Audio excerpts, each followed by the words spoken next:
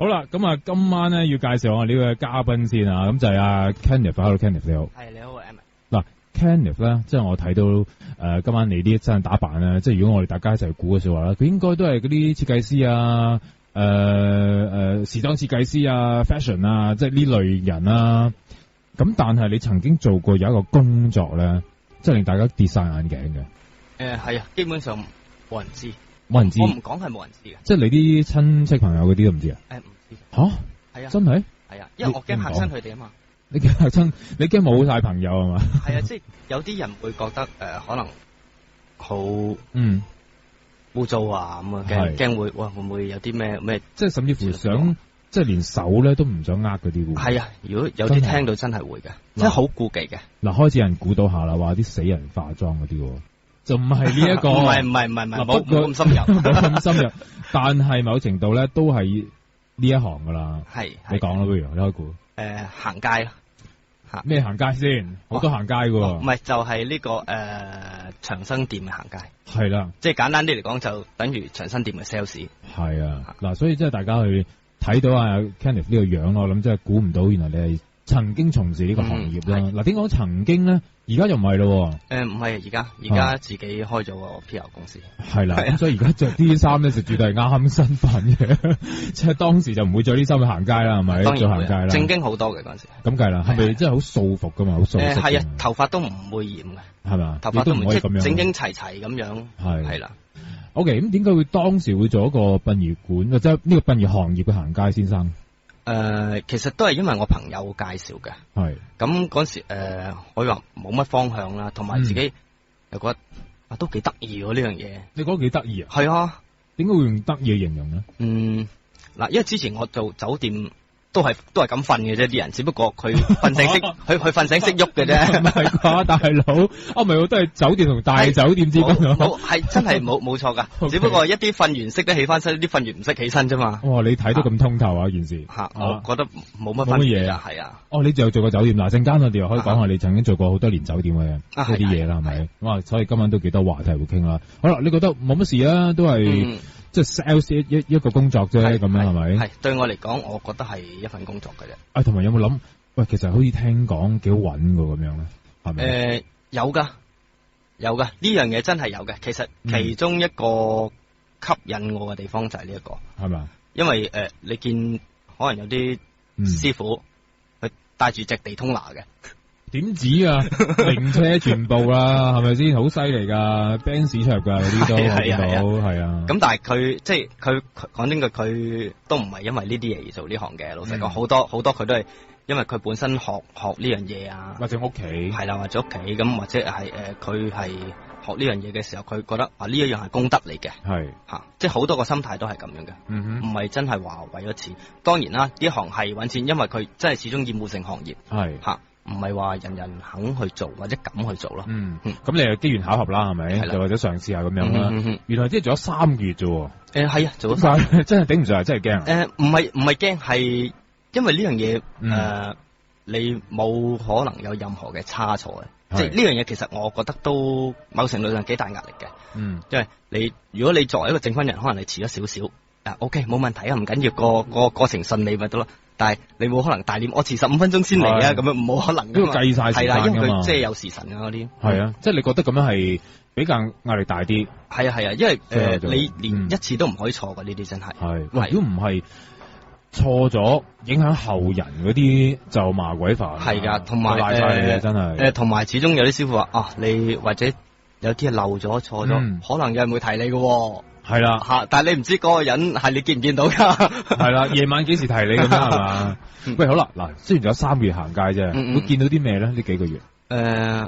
我記得頭一日咧，唔知係咪我朋友，即係佢係我朋友之餘，亦都係我即係帶我出身嘅。唔知係咪佢想試一試我啦？點樣咧？第一日我係去幫手去跟一個氣骨，刻7年嘅氣骨。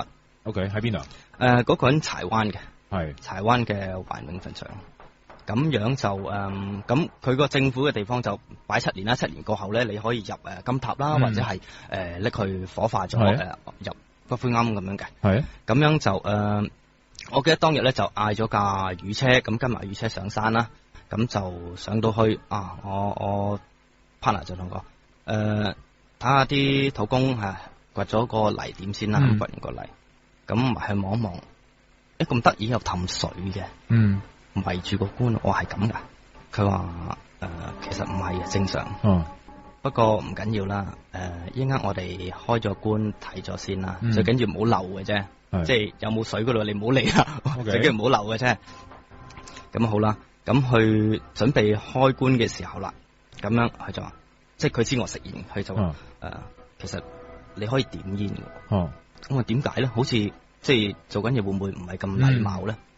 佢話唔會嘅呢樣嘢，因為最主要個問題係有氹水喺度，你唔點煙應該開嗰陣時咧，你頂唔順噶，因為臭味係啦，因為即係嗰陣時我唔會，係啊，我冇呢個意識就係話，原來係會有好大陣味嘅，係，即係我以為佢開咗，我冇乜嘢啊，應該即係同死老鼠冇分別嘅啫，咁但係即係最初係因為有水喺度去浸住，即係等於你浸住一嚿麵包咁，即係啲嘢唔化啦，如果咁講係咪？同埋係啦，先人唔化啦，即係話咁打開咗咁睇到係即係依然仲有好多肉喺度，係咪啊？係啦。嗱，我哋之前咧都曾經談論過呢個話題啊，就係話即係我哋有冇機會即係見一次去睇一條屍，即係話先人啊係唔化咁樣咧，即係係會點做嘅咧？我哋即係希望可以係拍到下呢啲過程俾大家睇下。咁你而家話係啦，講住先啦，親眼見到啦，係咯，係咁當其即係開咗啦，咁樣見到佢係仲係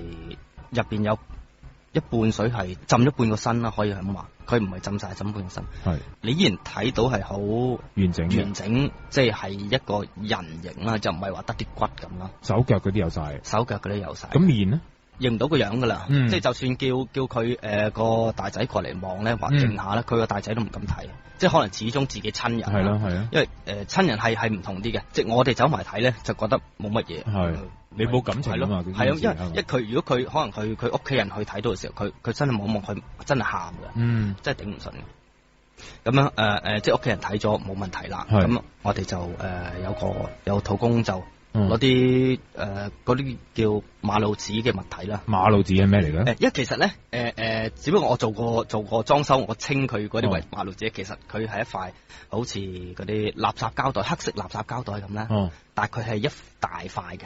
就唔係一個袋嚟，一大塊膠布啦。咁佢就咁兩隻手兜落去，一人一邊啦，咁兩個咁一人一邊。咁我就負責睇㗎咋，我冇落手落腳做㗎。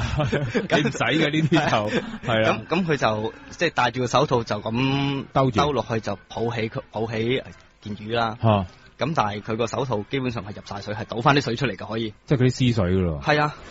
哇！係啊 ，OK， 好啦，咁兜住咗之後，佢擺喺邊咧？佢因為我哋之前準備咗一副新嘅棺啊，就愛嚟即係裝車走佢嘅，係車走佢要睇下佢屋企人係想火化，抑或係愛嚟入金塔咁啊，要睇下另外點樣做。咁啊車走，咁嗰次咧就嗰個就係拎去火化嘅，哦，咁就擺翻去新棺度，跟住之後咧，我哋就去負責就係望清楚，有冇漏啦。因為其實好多時因為佢個棺咧係會爛噶嘛，係木嚟噶嘛，係爛。咁有時可能佢會有啲昆蟲入咗去，可能喐咗少少位啊，咁有啲骨走埋邊，你睇漏咗咧，執漏咗，唔係變咗係啊，齊咯，又報夢，係啦，跟住佢又通知你噶啦，點解你好似攞漏咗我啲嘢咁樣，所以我哋就負責真係幫尾，就叫做跟一跟睇清楚佢有冇漏到呢啲嘢啦。咁冇漏到就可以上車走噶啦。哦，OK，咁對你嚟講，第一次見到已經唔化嘅一條屍啊，會唔會都覺得原來係咁噶？即係個心會點咧？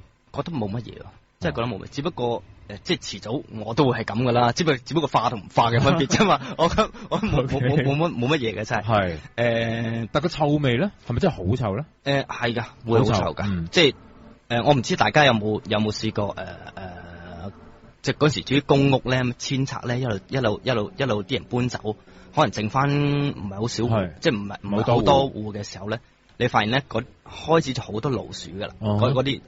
咁啲老鼠有時唔夠食，可能餓死咗啊。咁餓死嗰個死咗嘅老鼠，嗰啲腐肉嗰陣味咧，就係嗰啲味。但係再犀利啲，呢行係浸過啦，就係咁咯。咁同埋空曠嗰啲地方，咁變咗嗰陣味好犀利，好似哇一路都圍住你咁走咁樣。嗱，呢單嘢叫即係第一次見下啲唔化嘅屍體咁樣啦。咁但係有冇接住落嚟係因為喺呢一行裏邊開始有啲靈異事件出現咧？即係聽到或者自己感覺到一啲嘢咧？靈異事件我就冇親身經歷過任何。3個月都冇？冇噶，完全冇。係，因為可能係一來個心態問題啦。因為始終我唔會話特登去迎住去，可能佢會提我乜。咁講真句，我都係打份工，我做嘢啫。我而家幫你做嘢，你仲蝦我，唔會係嘛？除非你有執漏啦。係咯係，即係除非我做錯嘢，你話我咁，即係等於你打份工，你做錯嘢個老細鬧你咁抵死噶，係咪先？冇錯。吓，我覺得相輔相成係正常嘅。嗱，自己冇啦。咁但係呢行聽得好多噶，或者即係都總有啲古靈精怪嘢噶，係嘛？或者咩禁忌咁一定有噶啦。係咪先？其實有，我聽過一個，但係名就當然唔開啦，因為佢始終而家仲做緊嘅。OK。咁個就係佢都係做長生店嘅，佢做嗰個即係骨灰龕嗰個罌啊，即係佢賣嘅罌。咁啊，有次幫個客啦，就即係幫個客做啦。咁但係好唔好彩，唔知點解佢唔見咗。即係佢訂咗某一個啦，係一個骨灰罌啊，係啦，但係唔見咗骨灰罌，唔係唔見咗入邊啲餡啊。吓，咁大鑊？係啊。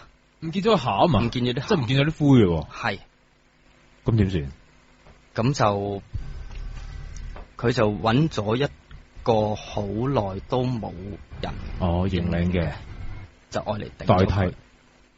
哇！即係某程度上係好衰，但係如果你俾佢知道，仲大鑊可能。OK， 嗱，佢要過到人嗰關先啦，係咪先？佢過唔到靈界嗰關咧，就另一回事咯。啱唔啱？但係佢到呢刻，你有冇見過人哋做呢行？要賣車賣樓。你係啦，我哋頭先講佢好發噶嘛，好多都係咪？係啦，已經係去到真係自己係可能要打工去頂呢間鋪。咁佢知唔知係就係因為呢單嘢？佢應該覺得係呢單嘢。佢會認住係呢單嘢咯，因為佢已經係要 keep 住去睇心理醫生。係啊，你有冇話見到啲咩先？有冇講翻轉頭？冇，但係可能佢自己都過唔到嘅，真係。咁其實都係嘅，因為佢就算做好多幫佢做翻啲法事啊，咁樣各樣，自己都過唔到。始終係呢啲冇得錯噶。係咯，啱先。你唔見咗，冇可能唔見嘛。咁但係呢單係邊個講翻出嚟咧？係佢自己講翻出嚟，定係點咧？唔係，係另外佢同朋友講翻嘅，其實，即係佢係好需要去抒發翻呢啲，因為如果唔係佢屈住咧，佢就係落晒型嗰啲啦。咁樣係啊。咁點啊？即係當係少少一個，即係一個教訓咯。即係覺得自己對真係教訓啦。但係佢就即係覺得應該繼續喺呢行度做咯，做翻真係當做翻啲功德嘢，幫翻人啦。係咁樣。哇！咁啊，主家嗰邊即係呢度大件事啦。係真係好大件事。即係原來可能。拜山嘅根本就唔係拜自己嘅先人，咁講。係啊，其實一路都拜錯㗎。係啊，呢單嘢真係嗱，真係唔可以講啦，係咪？要咁講，因為太大影響啦，係咪先？喂，咁除咗呢單之外，嗱，即係有時你哋都會接觸屍體㗎，或者你經常都要去唔同嘅殯儀館㗎。咁我哋其實之前咧，譬如聽開我哋節目朋友啊，咁都知道啦，我哋都有一啲行家啊，成日再嚟傾下呢方面嘅嘢咁樣，都有好多個案嘅。咁佢哋有冇講俾你知咧？或者真係喺殯儀館裏邊搭 lift 啊，又會聽到啲咩古靈精怪嘢啊？即係有冇咁樣傳翻嚟聽到咧？反而呢樣冇啊，但係啲喺我角度，我覺得叫幾好笑嘅嘢有。係咪啊？即係等於破地獄啦，你知破地獄係點噶啦？係啊。咁你有冇見過人破地獄會暈低？個師傅暈低咗？係啊。咁嚴重？佢自己血糖低，冇錯啦，就係佢體力唔好，體力唔好，即係佢練習嗰陣時啫。係咩？係啊，因為佢你見佢嗰個破地獄嗰個儀式咧，佢一路係咁轉呢度轉，佢自己又係咁轉，佢係頂唔順自己暈低咗，所以而家咧咁大鑊，所以佢而家揾嗰啲咧，全部都真係有翻咁上下大隻健健康康嗰啲啊，係啊。係啊，真係暈低咗。你話如果喺個主人家面前咁點算？咪咯，係啊，即係個先人都覺得哇，你唔係嘛，你唔使理啦，咁就仲等你即係攞個儀式嚟吓，令到我舒服啲，你自己都搞唔掂咁樣，係咪？但係另外有啲就幾得意嘅就係破地獄嘅時候，竟然有啲親人喺度拍手掌，真係太好睇啦！好咁樣，佢真係拍手掌，佢好啊，企起身。唔係，我諗嗰啲唔係太親嘅親人嚟噶，係嘛？即係可能係啲遠房啲嘅，唔係咁直屬嗰啲。我諗係啦。如果唔係，點會嗌佢好啊？可能係小朋友。小朋友。即係10零歲嗰啲，即係而家10零歲嗰啲，可能都仲係個思想係8歲噶嘛。嗰啲啊，可能嘛。好似睇《歡樂滿東華》咁樣。真係覺得係吳江師傅咁樣。係啊。唔係，其實真係好睇嘅，即係好多人會覺得咧，你冇呢場破地獄咧。係好似冇參與過一個喪事咁樣噶嘛，所以其實因為唔係個個需要破地獄嘅，唔需要嘅，唔需要嘅，係啦，係啦。不過你冇呢一個，你會覺得好似少咁樣嘢，或者大家好悶，冇一個期待啫。其實係咪？喂，但係你3個月嚟講，你對所有啲儀式咧，係咪都已經清楚晒嘅？基本上其實唔係嘅，佢分得好，佢分得都幾細，即係可能堂官有堂官咁，即係只不過我就安排佢中式、西式。中式入邊包啲乜，西式入邊包啲乜嘢？係個過程係點？點樣安排咯？就係呢樣嘢啦。有冇接觸過啲都係啲遺體嗰啲古靈精怪嘢咧？或者啲衫人俾你除啊？我聽過有着唔到壽衣啦，又或者化妝嘅時候上唔到妝啦。然後先人咧就唔中意嗰隻化妝品，佢屋企攞翻佢嗰隻翻嚟，即係有呢啲情況嘅。我聽你有冇接觸過呢啲？呢個我就冇聽過嘅，但係就有啲比較。我覺得比較肉酸少少噶啦，因為嗱，正常一條魚咧喺個雪房度出嚟咧，咁係要有一個解凍嘅程序嘅，即係等住你買雞翼，你翻屋企煮嘅時候，你喺個雪櫃度攞出嚟，你都要等佢解凍。冇錯。咁但係有時可能個期遲咗，你等唔切，咁佢仲雪緊啦，即係仲係硬嘅，你點着衫咧？咁你都知。佢着衫過程係要扶起佢嘅，係，咁太過硬嘅，係，咁點？佢夾硬屈起佢咯，係，屈起佢嘅時候，你咪聽到嗱嗱聲，係啊，你捉起佢嘅手嘅時候，又係好似拉直嘅雞翼咁咯，但係驚唔驚斷咧？其實冇㗎，會唔會啊？會，真係會斷，甩臼咯，係，就唔會真係斷嘅，唔會真係斷咗，真係，佢可能即係。或者有時佢真係冇甩嘅，只不過佢真係拉鬆咗嗰個位啫。係，因為你好似你當係一隻雞翼咁樣，你掹佢唔會斷噶嘛，只不過係佢雪硬咗，你拉翻直佢。但係要唔要話真係講翻兩句嘢先啦？唔好意思啊，要一定要，一定要，一定要咁去。就算佢出入，我哋都會同佢講，係啊，都會同佢講。而家喺邊度啦？係啦，要話聲聲。即係雖然大部分嘅工作人員都未必已經當佢係一件貨物啦，唔當係一個人啦。即係我唔係話唔尊重啊，唔尊重啊，只不過就佢真係唔識喐，我真係要搬佢㗎。其實唔係，即係我哋用翻一個平常心去睇啦。即係呢行嘅人每日都接觸呢樣嘢嘅說話，可能佢哋已經係跳出咗嗰個界限，咁所以佢哋變咗真係當一個貨物去處理。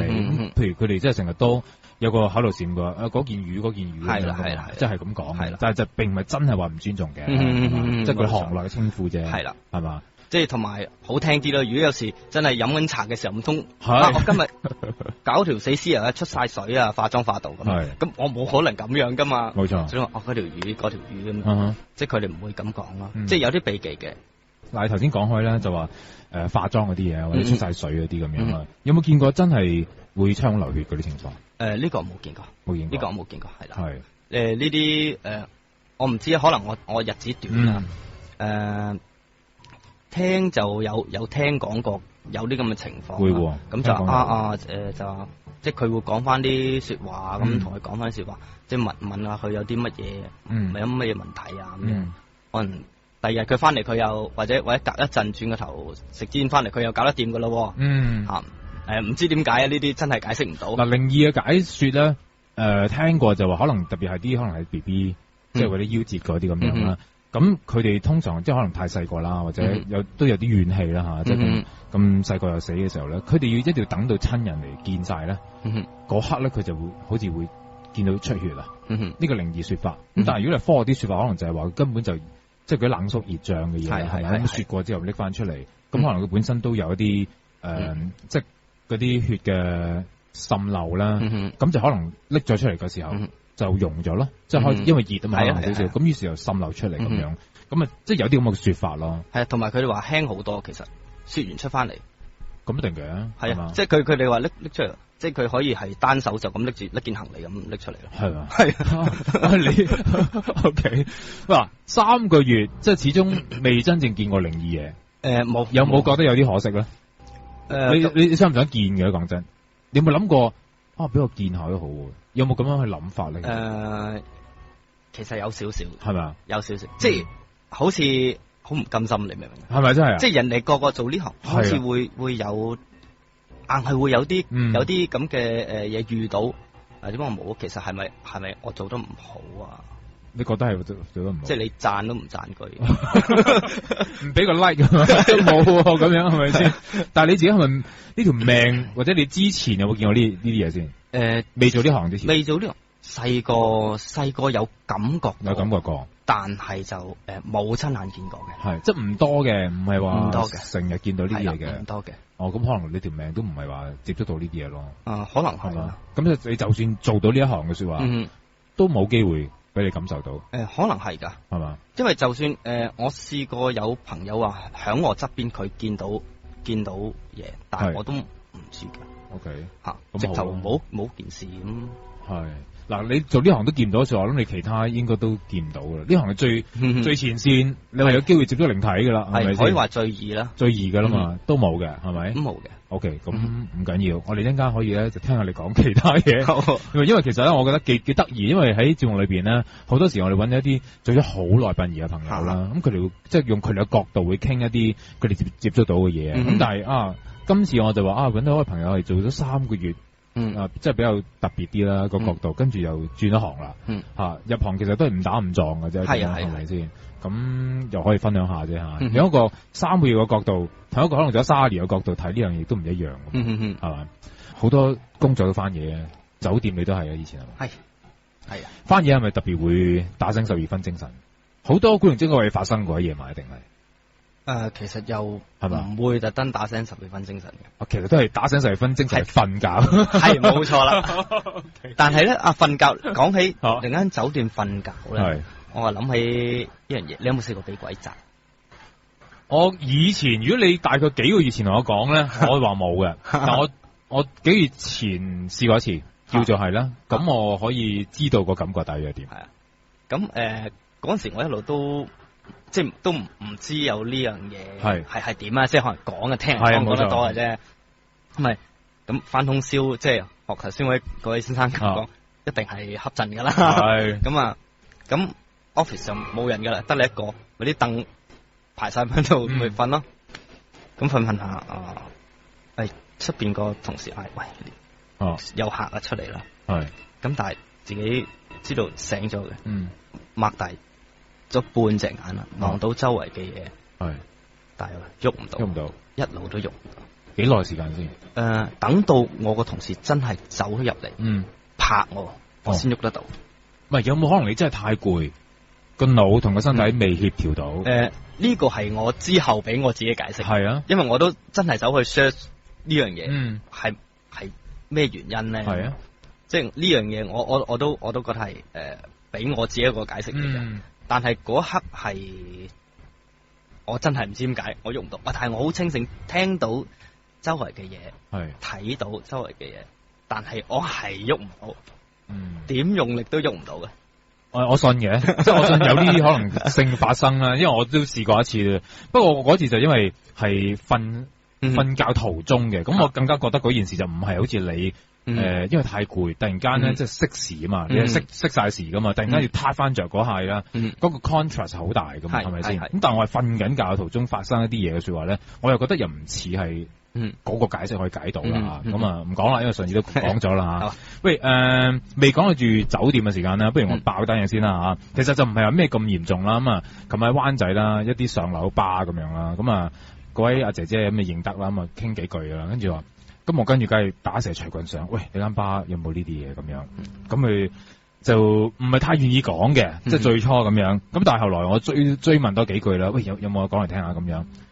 就係嗰度啫嘛，咁樣。即係佢好平常嘅啫，係啦，嗰度啫嘛，指住嗱嗰個位係點樣嘅咧？其實咧佢間巴我諗有1000尺到啦，估加埋。咁琴晚你知啦，都除夕夜啦。咁我雖然上到都2點零鐘咧，咁其實都唔敷噶啦。咁有啲地方可能都吉咗喺度噶。咁佢零舍有一個位咧就黑晒嘅，即係可能有500尺個地方啦，嗰啲位咧就冇人用嘅，就全黑晒咁樣啦。咁我覺得佢咦點解咁奇怪啦？或者可能冇人用啫咁樣。咁佢就指俾我睇。咁咪坐咗喺度咁樣，坐咗喺度喎，咁我唔係嘛，咁我梗係望唔到嘢啦咁樣。咁然後咧，我再問下，喂，係咪真係有個？如果你巴冇呢啲嘢說話，就聽執啦咁樣。咁我係好同意嘅，即係如果你啲行業咧冇一啲靈界或者一啲即係要食四方飯，即係咁樣噶嘛，基本上係咪先？其實係可能係有機會幫佢哋去搵生意咁樣啦。咁嗱，我就冇再追問佢，因為佢唔係太方便講，因為做緊嘢嘅時候。咁但係佢就話咧坐咗喺度啊咁樣。咁我唔知現場有冇其他人會見得到啊？即係呢啲嘢咁樣啦。咁啊，純粹分享下啫。可能佢見到都唔知喎。佢自己見到喎，佢話即我意思係其他人見到佢真係冇錯，係唔知嘅。即係你唔係有陰陽眼啲人就未必真係會見到嘅。因為我聽啲朋友講，就算佢見到咧，即係未肯定嘅時候，因為通常都係唔出聲，唔會同你特登溝通。咁你係分唔到，除非佢真係好似頭先嗰陣話真係冇咗半截嘅啫。咁如果唔係，佢正正常常咁坐喺度，佢唔出聲，最多係酷啲嘅啫。你當佢係啊。嗱，你自己有一次都算係分唔分到咧？自己嘅教親身個經歷你覺得可能我講係係點樣咧？嗰次嗰陣時就係即係後生仔啦，中意玩，成日揸架單車周圍踩。咁就我嗰時住大埔嘅，咁就踩架單車出去即係大圍啊、沙田啊嗰啲。咁啊到傍晚6點零啦，咁就翻回程翻轉頭啦。咁個天就開始暗啦，落毛毛雨咁。咁嗰日係平日嚟嘅，基本上都冇乜人喺度踩單車噶。咁啊靚仔咁自己踩啦，踩咁。過咗馬料水之後咧，就覺得後邊有個單車跟住，你聽到有聲㗎，聽到啲單車鏈嘅聲，因為轉嘅聲。靚仔冇理由唔鬥啊噶嘛，踩單車咁啊，冇理由啊！聽到係有時快時慢，但係又唔追上嚟唔過我。一路喺後邊咁樣。係啦，你覺得係一路係跟住嘅，喺後邊好近嘅。咁就八卦另句望，冇啊，冇大直路嚟噶啦。係，套路講你一擰住面一望，自己望晒噶嘛，冇啊，冇理由噶，100幾米都冇嘢。但係嗰個聲又好近咩？係近噶，會突然間近，突然間遠，即係好似我追上嚟，追一追嚟，放一放你先啦。咁我開頭都有少覺得會唔會係自己誤會咗自己個單車鏈聲咧？嗰啲回音。咁但係我踩下，我就特登唔踩。你唔踩架車都會喐放啊，咁啊。但係你依然聽到佢個格。即係肯定唔係自己啦。肯定唔係自己，我肯定都唔係自己。先開始緊張，跟住再望下唔對路，真係冇啊！我踩快啲啦，踩快啲翻屋企。咁到踩多50-60米咧，跟住單車鏈就開始甩啦。我諗我對上一次甩嗰條單車鏈咧，應該係成年幾前嘅事啦。咁都算啦，可能真係自己唔好彩嘅啫。咁啊，又係停低架車，嗱聲擰住面望下冇嘢，好整完，繼續踩，一路踩，又係一上翻車，每次一上翻車就聽到有咁聲，又跟住啦。每次唔夠50米又甩。甩咗幾次啊？6-7次到啦。哇，6-7次？甩咗6-7次。哇，呢個車好危險喎，咁。係啊，咁講。但係平時真係冇乜咁嘅機會會甩到。係咁踩，一路踩甩咗6-7次，一路都係聽到係有一上翻車就有車追，一望過去又冇嘢，冇聲都冇埋過係。咁就好真係個心越嚟急啊！一路踩到翻屋企。跟住翻到屋企，我一入門口屋企話，哇，你做咩面青口唇白？我唔知，我唔知俾啲咩追啊。哦，總之我一路踩單車，我淨係知道人喺後邊追緊，但我睇唔到佢。即係永遠都見唔到出現啦。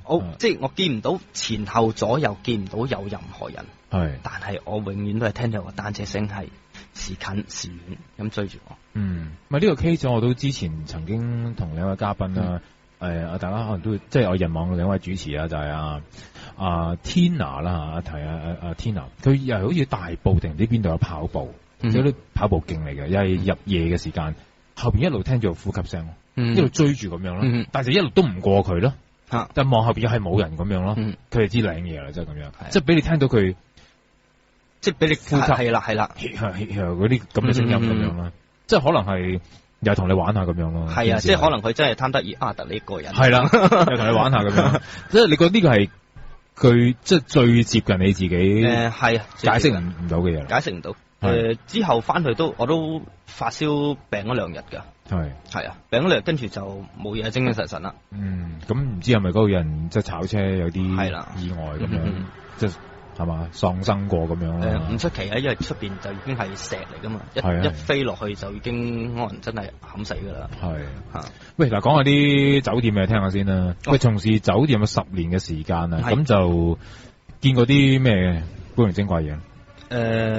古靈精怪，自殺啊、死人嗰啲多咯。係咯，即係，但係好多都冇報道嘅。嗱，老實講，因為好多佢哋直接會打去警局入邊某啲部門啊，或某啲佢識嘅警察啦，咁打俾佢哋就叫佢哋過嚟跟嘅啫。即係條線已經係大家有共識噶啦。係啊，因為好多時都係咁啊，因為如果佢一打999咧，因為舊陣時唔係數碼噶嘛，一打999佢一嗌咪，記者聽到晒，基本上記者就湧晒嚟你公司噶啦。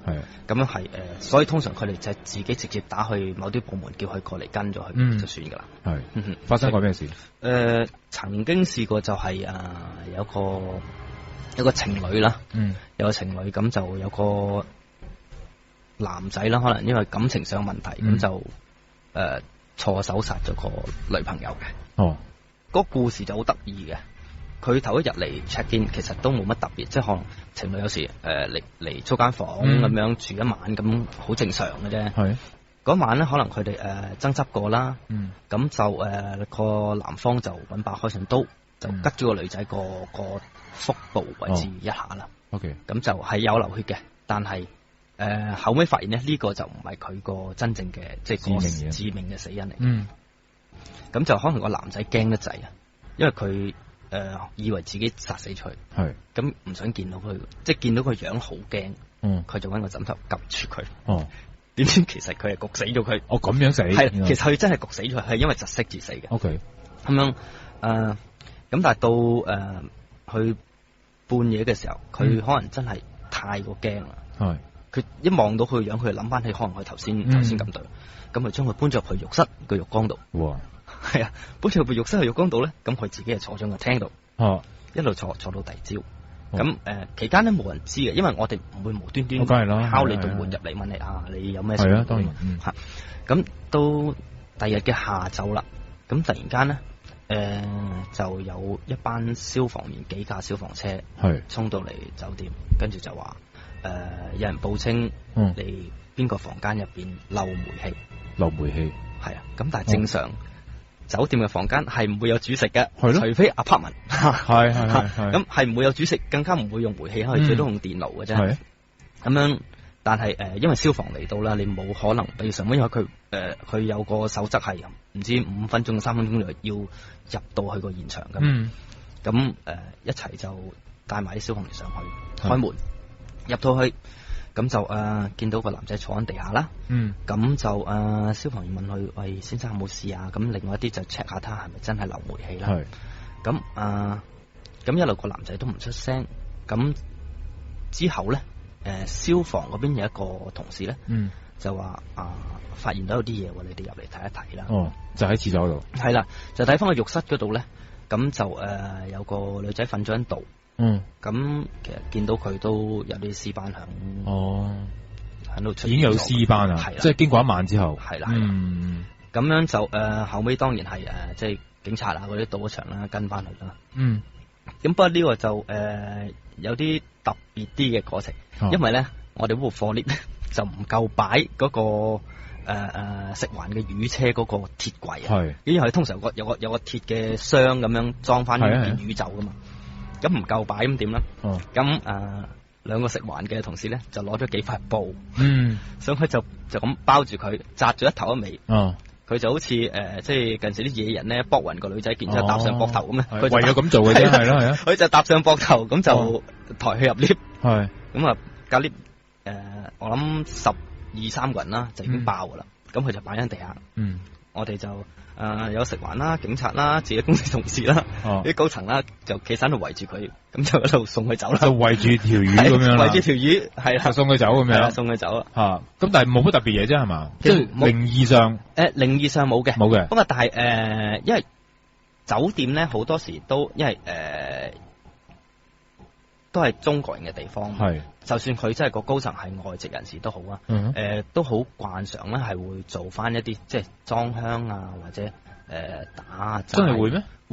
會呢單嘢之後會有做即刻就將嗰一層嘅客人咧就搬晒另一層或者係送去其他酒店住啦，咁嗰層係封咗佢嘅。因為你一裝香啊，成嗰啲會着噶嘛。咁但係點交代咧？我住下，點解你要我搬咧？咁樣冇噶，就咁同佢講話係有少少問題，可能爆水管啊咁，一定係揾第啲去冚咗佢。因為其實好多時旅客佢係啲外國人啊，佢其實你同佢講話或者 upgrade 你係啦，就算啦係嘛，係啦，咁樣話你即係中咗獎咁同佢講，咁佢都開心噶，佢都 appreciate。嗱，小心啲啊！下次如果你住酒店嘅時候，突然間有人同你講話你中咗獎嘅話，upgrade 你嘅說話咧，你真係要走啊！因為嗰層有可能發生嘅嘢啦，係咪？咁跟住咧就打齋封晒嗰層，咁就我哋自己同事就裝咗香啦，咁跟住清即係等。警方嗰邊攞晒所有證物走啦，咁佢唔要嗰啲，咁我哋都唔喐啊，就咁裝咗香。咁到等佢話解封到啦，可能第二日佢 OK 噶，嗰間房我哋唔會再封噶啦。咁我哋就揾師傅過嚟打齋啦。真係打齋嘅，真係要打齋嘅，即係因為始終我哋中國人嘅同事多嘛，咁就大家但求安心咯。咁當然成層就冇其他人會進出啦，冇噶啦。如果唔係俾其他客知道就大鑊啦。最驚係有記者上嚟影到啊。係啦，即係酒店會打齋咁樣。係啊。咁大間房會吉幾耐唔賣出去咧？基本上打完齋我哋都會賣，就即嚟啦。係啲未清晒我哋都會賣嘅，但係就係特別在。唔會賣俾亞裔嘅人士。亞裔人士點解咧？即係因為你始終亞洲人咧，中國人佢會好忌鬼神呢樣嘢嘛。咁但係佢哋唔知㗎。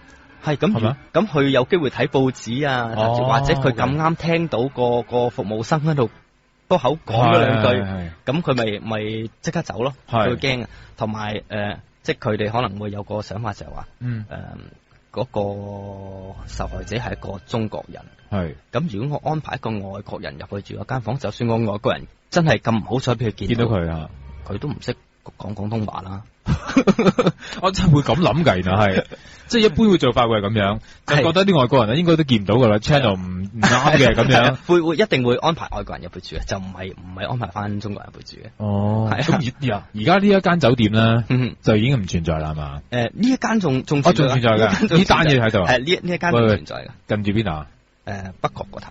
北角嗰頭。係啦。5星定係咩㗎？3星嘅。3星嘅係啦。呢單嘢幾耐前啊？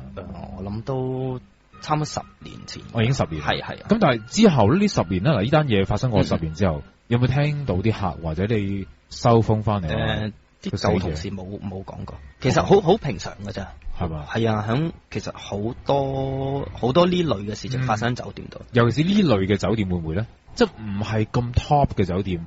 都唔係噶嗱，我有一個咧，就係我近時啲朋友佢嗰間公司係呢個係幾特別，關於個客，真係關於個客嘅，唔係話佢啲同事，即係可能佢同事講嘅，我覺得都未吹水嘅啫咁啊。咁但係呢個係關於個客嘅。咁有一晚咧就成12點幾咁，突然間有個外籍嘅女子，即係嬌小身形嗰啲啦。但係你知外籍女子如果佢可能響旅遊喺間房度瞓覺嘅時候，可能佢真係着條吊帶嘅裙咁，好性感咁樣。咁佢鞋都唔着，突然間衝落嚟 lobby 就話我一定要換房。咁樣問小姐究竟做咩事啊？咁佢話佢唔答，佢就我一定要換房，我唔可以住呢間房。即係好驚咁樣。係啦，佢好驚咁。有時可能覺得夜媽媽唔好咁煩啦，可能佢個客扭計啫，唔中意間房冇 view 啊，係間有 view 嘅房就算啦咁樣。咁或者咁啦，小姐你上翻房等一等，我哋服務員會過嚟幫你轉房噶啦咁樣。咁個客答咗個好得意嘅答案佢就話我點都唔會再翻去間房。即係話佢真係遇到一啲好奇怪或者好驚嘅嘢，佢唔再翻上去啦。翻去噶啦。總之我唔理你用咩方法，總之你而家俾佢第二間房我一定唔會翻返去。咁佢當時落到嚟，佢嗰個面色係點咧？知唔知？基本上咧，佢係面青青，即係好比較驚嗰啲。係驚噶啦。頭髮蓬鬆，即係啱啱響張床度衝落嚟嗰啲啦，鞋都冇着噶。吓咁樣咁就安排咗第二間房俾佢啦。係咁樣等佢即係有個同事陪佢，等佢定一定。咁我哋另外即係佢話另外就有同事上咗去間房度睇，就好奇怪，佢間房好似俾人打劫完咁樣，啲係亂晒嘅。係咁跟住就即係覺得奇怪，問翻個客啦，究竟小姐發生咩事啦？即係驚可能會真係有第二啲事發生咗，佢唔敢講。係咁佢講咗，可能我哋去幫佢報警啊。佢話唔係啊，我瞓下個電視飛埋嚟啊！個電視飛埋嚟咩意思啊？佢話就係喺張床度望住個電視櫃個電視度睇電視，突然間個電視係自己升起掟埋嚟。唔係啊？係啊，因為你知而家啲酒店可能就會用一個好薄身嘅 plasma 電視啊 LCD 嗰啲。咁但係講緊嗰啲電視咧係後邊有個背脊好大嚿，你仲要顯像管嗰啲噶嘛？係啊，仲要係。我呢身形係搬唔起嗰啲啦，好乸重嗰啲，基本上佢直頭係成個電視係拍咗落張床尾嗰度嘅，係成個飛咗出嚟響張床尾度。咁即係你哋上到去睇嘅時候，個電視真係咁樣拍咗落嚟？係啦，佢就話即係佢哋上到去見到係間房係好亂之餘，個電視係真係拍落嚟，即係但係點估都唔會諗到係嗰個女仔自己可以有能力將個電視搬去床尾嗰個位，係抌落地下。咁佢亦都冇咁樣嘅動機啦，係咪先？就算佢真係拱落，佢可以拱落地下，但拱落地下都係跌落地下，佢唔會拱到去床尾，至少有幾尺位，佢冇可能搬到過去。係，咁就話見到個電視飛咗落，係啦，但係佢又乜嘢都見唔到，佢就見到個電視飛埋嚟啫。點啊？冇解佢呢件事解唔到嘅。冇噶，真係即係可能特登嚇下佢啊！地震都唔會咁啦，咪地震冇可能啦，係咪先？呢個就奇怪啲啦。咁但係冇話見到嘢，冇話見到嘢，冇見，淨係見到個電視自己識喐嘅。哇，咁奇怪！吓，呢間酒店仲存唔存在？仲存在，仲存在。呢間酒店，呢間5星酒店嚟嘅。喺邊度？金鐘有幾多間？你估下啦，嗰度得3間嘅啫，一連3間嗰度喺山上邊嘅，基本上，哇，嗰度其實係猛嘅，猛嘢嚟嘅，係好多人都話猛，因為大家即係知，即係金鐘嗰邊，即係日治時期啊，真係都非常勁嘅嗰度，係咪？咁嘅關係啦，真係唔知。唔知，但係肯定佢係貪玩啦，係嘛？肯定係貪玩。但係呢度你冇做過呢間就冇。呢間我去做 part time。我哋做係啊，所以我先識到嗰班同事啫嘛。OK，但係有冇見過？即係或者聽佢哋講係真係猛咧定點咧？冇，佢哋反而開工嘅真係冇，就冇。係啊，不過我就聽好多嗰陣時又話，因為以前喺嗰度又話有啲銅像噶嘛，我唔知你知唔知啊？有啲騎馬，有啲咩銅像噶嘛，喺嗰度又話，即係講到鬼形鬼聲啦，又夜晚見到佢喐啊啲咁樣。呢啲經常都有，但我覺得呢啲好似假咗啲啊，呢啲真係假咗啲嘅。唔係，咁我唔排除真係有人有機會見到呢啲嘢嘅，咁但係都講緊唔係呢個年代噶啦，即係應該係8、90嘅。係啊，8、90年代係好盛行講呢樣嘢，尤其是呢幾間酒店嘅事件。呢10年8載，我諗係真係少咗。少咗，係嘛？唔知係咪真係即係大家都可能佢會唔會請得太多嗰啲外國翻嚟嘅人啊？哦，可能係啦，或者住親都可能基本上啲外籍人士多啦，係嘛？咁或者都接通唔到啊，可能會咁樣啦，係嘛？阿 Kenneth，即係你睇之前做呢個做殯儀呢行啫嘛，係咪先？即係你唔會覺得係一啲話咁詭異啊，成日接觸到呢樣嘢嘅説話，你就唔會覺得係呢一回事啊？即係我都係幫佢做嘢嘅啫，咁係啦，即係你唔會諗其他嘢咯。啱先？如果我樣嘢都記住，我點幫佢做嘢啫？係，即係我又驚行嗰條走廊我又驚喎，但係我係咪唔去攞嗰樣嘢過嚟啊？冇錯，係咯，所以就係即係睇人嘅心啊，去點睇嗰樣嘢嘅啫，係咪？你覺得係鬼就係鬼啦，唔係就可能變成一間主題公園都得㗎，係咪？即係嗰件事變成係咁樣啦嚇。嗱，我頭先講嘅咧就話希望咧2013年咧既然係即係喺元旦過後啦，都希望咧作出少少嘅一個預告。我唔敢講話承諾住啦，嗱，因為咧台灣咧其實咧即係無論台北啊、台中、台南咁樣啦，唔知特別多鬼屋㗎，即係佢哋都好多嗰啲鬼屋嘅排行榜咧喺台灣出現。我曾經都去過一啲咁樣啦，都試過嘅，咁啊跟隨一啲拍攝團隊啊咁樣啦。嗱，我希望可以喺嚟緊嘅或者係近住啲7月節咁樣啦，因為咧其實原來每年喺台灣咧，佢哋都有一啲真係玩嘅鬼屋。嗰啲玩嘅鬼屋咧係有日本嗰個元素去引入去嘅，咁原來係成為咗咧近年台灣係一個幾大嘅一個主題嘅，即係正如可能你每年都會去海洋公園去玩鬼屋咁，原來台灣都有嘅，咁但係佢哋嘅即係玩個形式啊，或者嗰啲屋咧真係一啲荒廢咗嘅而改變而成嘅，咁所以變咗睇落去咧，或者個驚嚇度咧係真係比較高啲嘅。咁我哋今次咧即係可能有機會同有啲主辦商嗰邊啦嚇，睇下希望可唔可以有啲合作。咁然後咧，我哋會做一個團咧，先真正去揾堅嘅鬼屋，去玩，可能4日3夜咁先算啦。就同你走訪晒全台灣嘅鬼屋。咁然後最後一日咧，就真係去玩啦，去玩一個咁樣嘅鬼屋，即係嗰啲係玩嘅。咁但係可能你都會即係會俾人嚇喎。反而可能呢啲會仲驚，你人嚇人係最驚噶嘛，咁樣啦。咁我哋可能會即係做一個咁樣嘅團啦，即係希望可以嚟緊會有一個咁樣嘅靈探嘅。咁希望咧真係實現到嘅話咧，再同大家公佈係點樣參與啊，或者係實際情況點樣走啦。咁我覺得都幾刺激嘅，因為台灣啲鬼屋咧唔係一般香港嗰啲荒廢咗嗰啲咁流啊。即係我唔敢講話香港太流啊，咁但係嗰啲咧係有晒背景啊，同埋嗰個環境係真係好鬼驚嘅，即係我都曾經去過一啲話係有僵屍出現嘅地方添，咁樣係可能會唔會係佢地方大啲？係啦，全個山嚟嘅，根本就係又大啦，通常都有人住。冇錯啦，係啦，你就算話南固台隔離都有人住嘅咁樣，咁但係台灣嗰啲你就真係你嗰班人10個8個咧，就全個山都係你，就入去靈探啦咁樣。哇！咁你有咩會發生咧？真係唔知嘅。咁嗱，我講定呢單嘢先啦。希望到時有大家有興趣嘅說話咧，我哋一齊做個台灣團咧，今次去呢度進發下咁樣啦。嗱，你自己冇接觸過啦。頭先就話都可能話想見下係咪有咁嘅心啊嘛？曾經係咪先？係有冇試過去接觸呢啲嘢咧？即係以前細個或者去靈探下，或者跟啲人去玩啊？咩筆仙啊、銀仙啊嗰啲咁，即係有冇嘅呢啲啊？以前細個嗰啲反而冇啊，嗰啲我即係睇人玩，我成日覺得佢哋係自己喐㗎，會唔會？哦，咁有人咁講嘅，即係我成日都覺得係咁樣嘅，係嘛？即係你唔信佢哋喐嘅咁？係啊，我唔信㗎，我唔信佢哋自己喐㗎。係嚇，即係你話我之前講過踩單車嗰個咧，你有呢啲感覺，我覺得唔出奇。但係你話佢係咪真係可以咁樣做咧？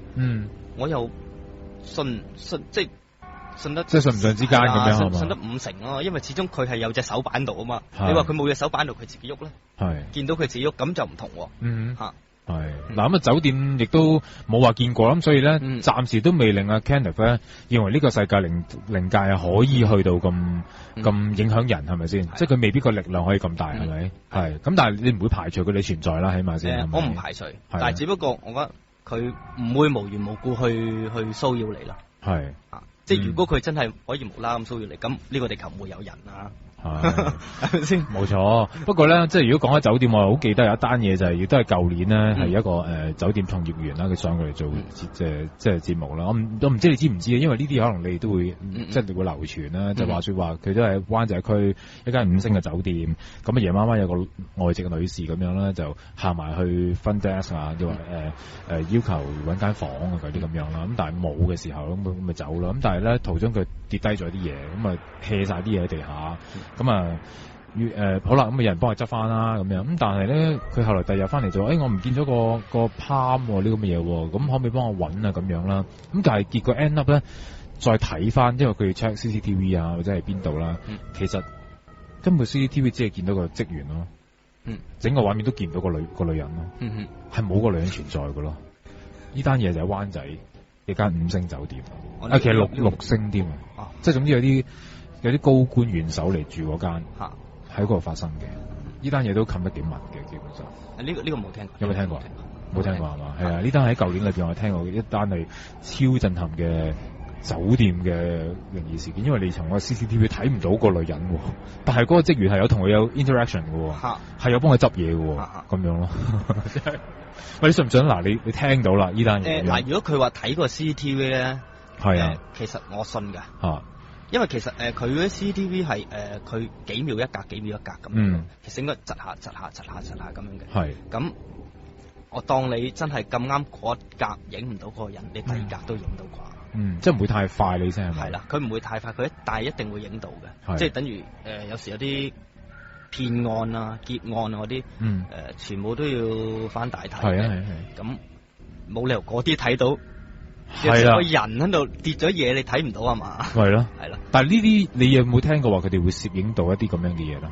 有冇流傳過一啲咁樣嘅帶？因為我問過喂，可唔可以拎個帶出嚟睇？咁計一定得啦。佢哋通常都係可能 keep 幾個月咁去清晒嘅，因為佢哋仲係即係我唔知啊，有一啲舊式佢仲係用緊帶，真係一餅帶嗰啲嚟嘅，即係 VHS 嗰啲咁樣。係啦，佢真係成個櫃就去攝晒，但係而家可能用 CD 咯。係啦。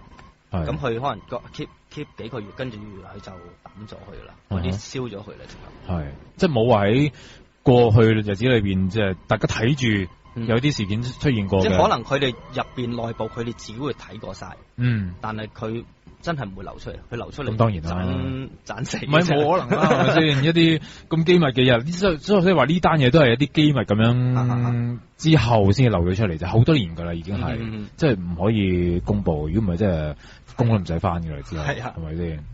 好啦，咁今晚多謝阿 Kenneth 啦。嗱，雖然咧即係冇話即係好驚嚇嘅啊，咁但係咧，我從你身上可以即係知得到你，譬如做呢一行酒店上面嘅嘢啦，又或者係啲從事殯儀行一啲嘅資料啦，我哋可以講到啦嚇。咁所以記住大家下次如果真係無端端有人 upgrade 你嘅説話咧，真係要留意啦，係咪？原來酒店其實唔會咁好死噶嘛，係咪？